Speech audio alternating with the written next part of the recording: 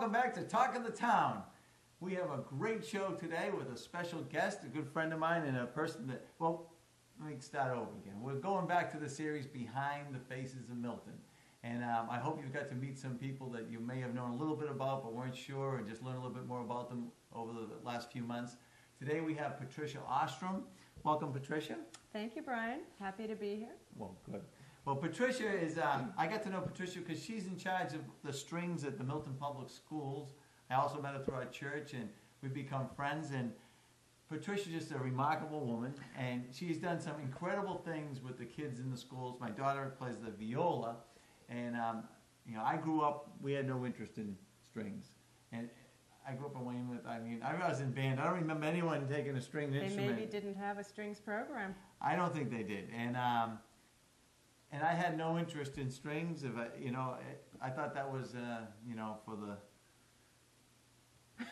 for someone else. The rich and famous, okay? We weren't rich, we weren't famous, okay? But come to Milton, and my daughter takes the viola, and she loves it. And then we started going to the concerts, and then I've just been amazed at the number of children that have been transformed by the strings program in Milton. So I need you to tell us a little bit about Patricia Ostrem, and how did you get started, and how did you get strings going in this town? Well, I didn't start it. It was already in existence. Take credit for it anyways. I helped build it, I should say. Okay. I think this is my 12th year of teaching the string program in Milton. And it began on a very small scale. The very first year I started, I think it was October, and they still didn't have a string ensemble teacher at the middle school or at the high school. And a friend of mine said, "This is terrible. Why don't you apply for the job?" Well, I wasn't really certified to teach music. I was a certified French teacher, secondary French. And I did have a current certification in Massachusetts. But I had always played violin. I've always been in orchestras. It's been part of my life forever.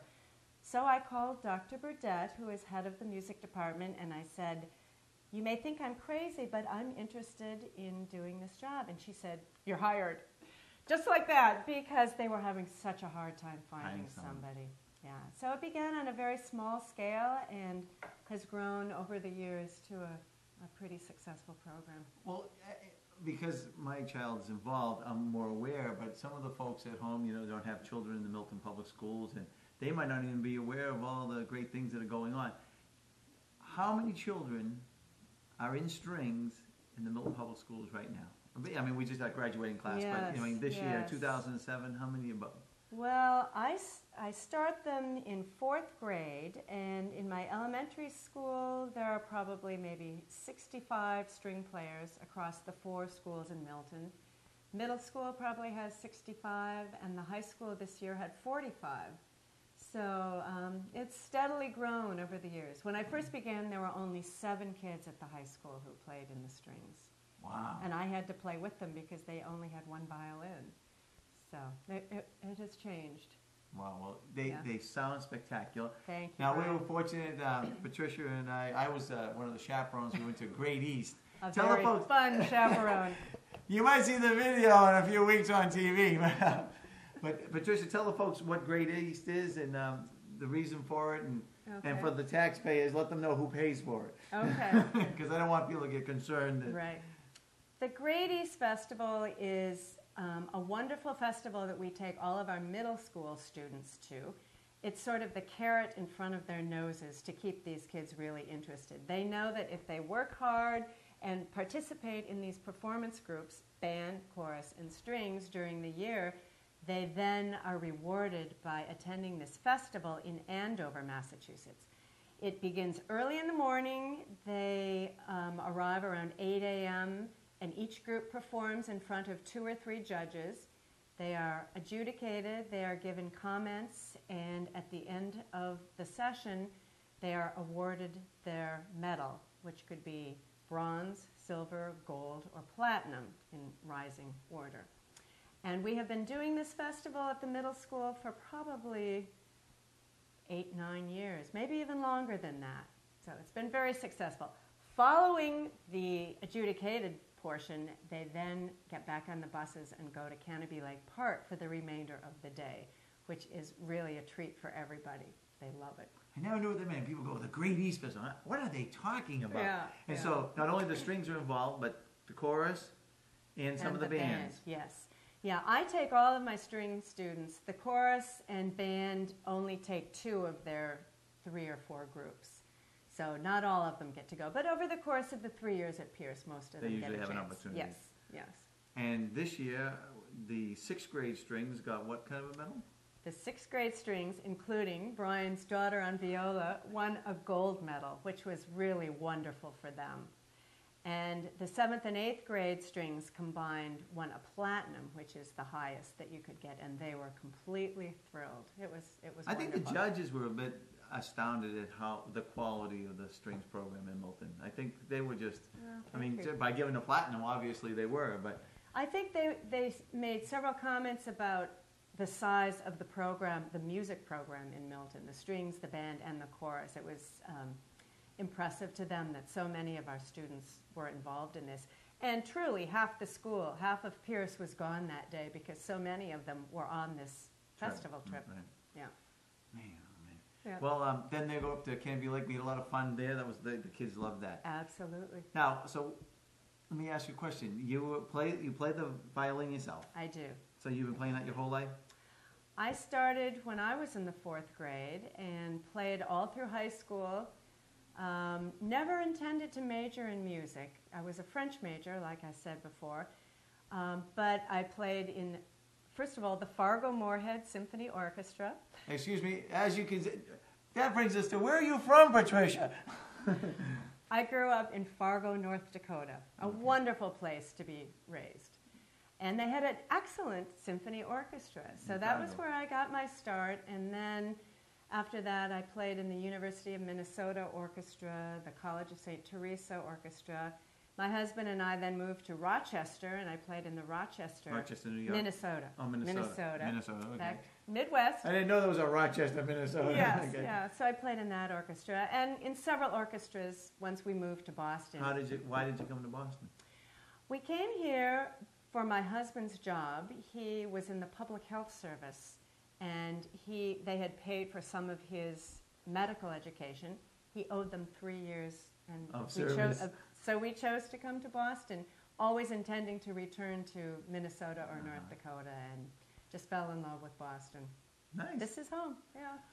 In the Globe, not too long ago, there was an article, I don't know if you saw it, they were talking about one of the charter schools in Boston, and they issue all the children I did see violins when they Yes, start.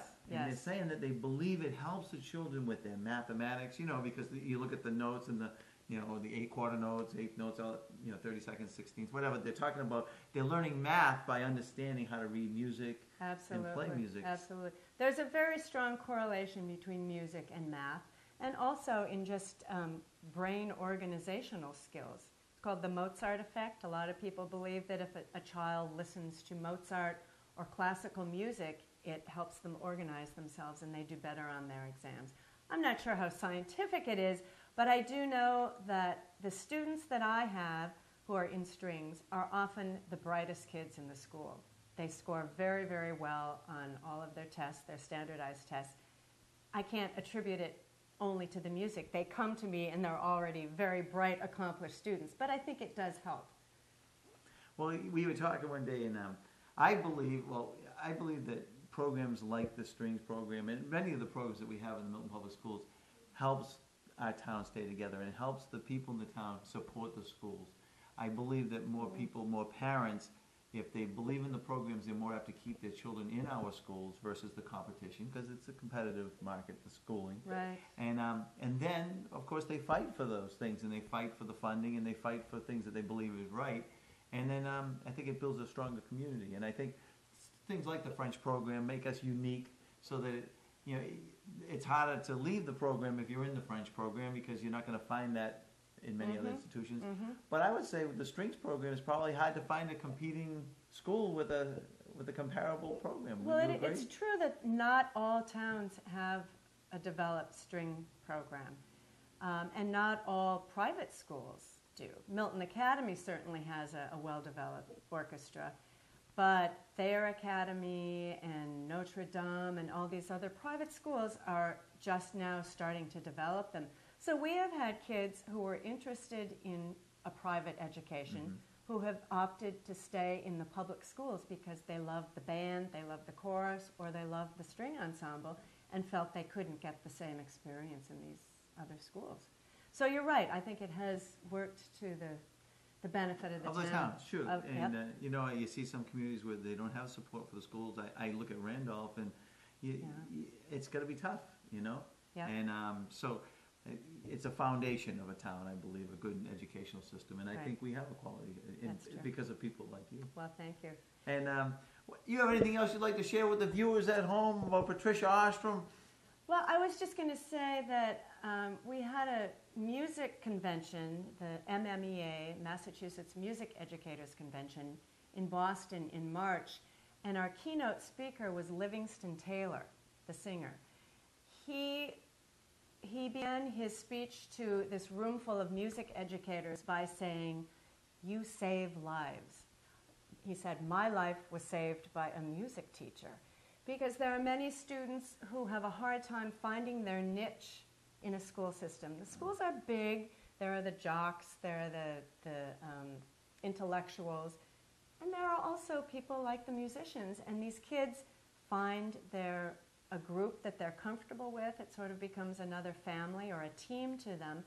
And I think that's what Livingston Taylor was talking about, the importance of an identity, a group that you can belong to. And I really do feel that the performance music groups in Milton provide that opportunity to a lot of kids. Well, I think you're including my own son, who became a music geek in the high school. And now he's in New York playing an instrument, right? What was it, the bass? Yep, he plays the upright bass and the bass guitar. The upright bass, I'm sorry, folks, for all you music connoisseurs, an upright bass. An upright. What's the alternative, a non-upright bass? It's just called the string bass. String bass. It's an upright bass. It's the big one. If it's not upright, it's not a bass. We're learning here every day on Talk of the Town, aren't we, folks? So let me ask you how your daughter... Now look at the interview. Turning the tables. Yes. How is it that your daughter chose to play viola?